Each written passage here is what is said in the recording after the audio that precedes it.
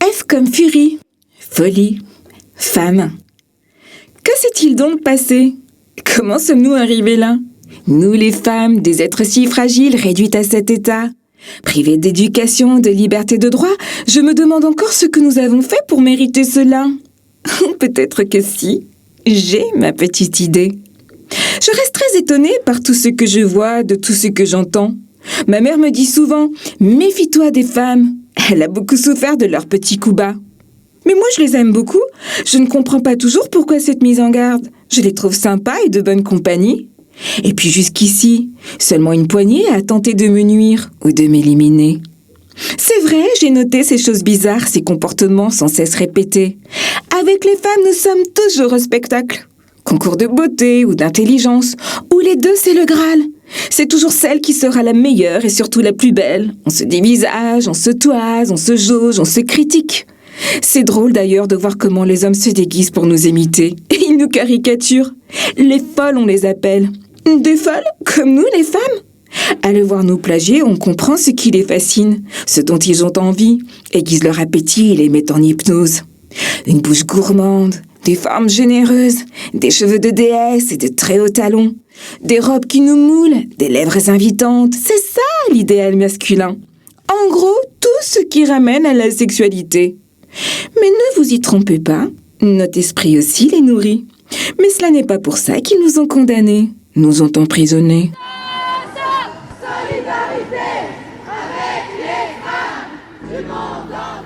Avec toutes ces années, tous ces combats, ces luttes, voilà qu'en 2020, la femme renaît enfin. À coups de bistouri, les femmes se redessinent avec de plus gros seins, des grosses fesses aussi, et des bouches généreuses.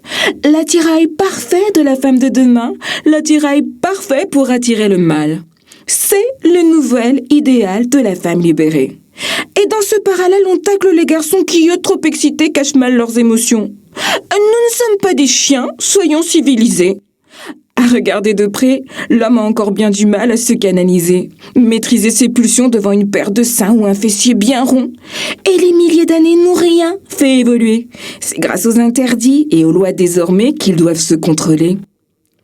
L'homme a bien des défauts, mais ne nous sommes pas vierges, car nous avons aussi quelques vices malins. La manipulation, le mensonge et le sexe sont les armes dont on use pour atteindre nos buts. Nous rêvons d'un monde meilleur, nous serions égaux. Mais au royaume des femmes règne la perfidie. Et déjà entre nous, la guerre perdure encore. Nous sommes des jalouses. Pour un corps, pour un sac, un homme, une chaussure, un poste, une maison. Chez nous, pas de limite. On se vole même nos hommes. Il n'y en a pas assez. Et pour toutes les raisons, justifions nos actions. On condamne l'autre sexe qui a pris le pouvoir, a abusé de nous, nous a privés de tout. Si les femmes étaient reines, seraient-elles exemplaires? Quand elles ont le pouvoir, elles en abusent pour deux. Les hommes ont peur des femmes. Mais oui, je les comprends. Moi aussi, je les crains. Ils nous tiennent à distance. Demandez-vous pourquoi.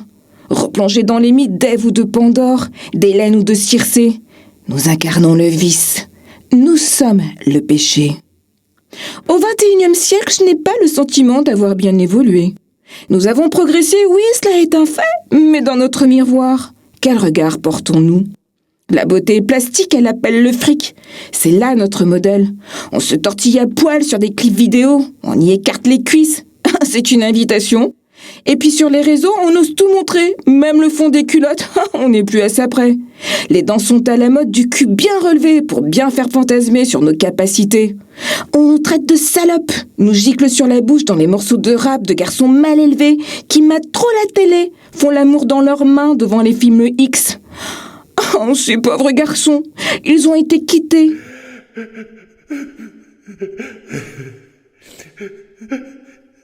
Ils vivent l'abandon, ne s'en remettent jamais. Ils sont tellement déçus par les femmes rencontrées que parfois, ils choisissent même une autre orientation. Sur les réseaux sociaux, on essaie d'expliquer par tweet interposé où sont bien les limites à ne pas dépasser. Toujours à quémander juste un peu d'équité.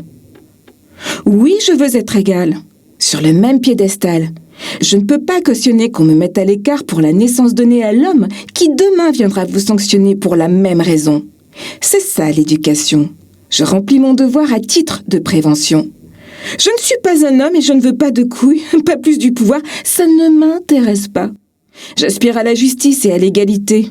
Quand je fais la vaisselle, il prépare à manger. Je veux le temps d'aimer et d'élever mes enfants, leur donner de l'amour qu'ils en donnent en retour. Je veux les éduquer pour leur donner les clés du monde compliqué dans lequel ils sont nés, qu'ils portent des valeurs, qu'ils s'aiment, je m'y emploie. Je veux être exemplaire, j'aimerais les inspirer. C'est mon devoir de femme, le combat de ma vie. J'aime les femmes, je les ai comme amies, mais je tiens mes distances car elles sont dangereuses. Oui, j'exagère un peu, c'est caricatural. Tout comme les hommes, n'est-ce pas? Ils ne sont pas tous salauds. Je reste optimiste sur notre émancipation, mais je suis plus inquiète de ce que nous en ferons.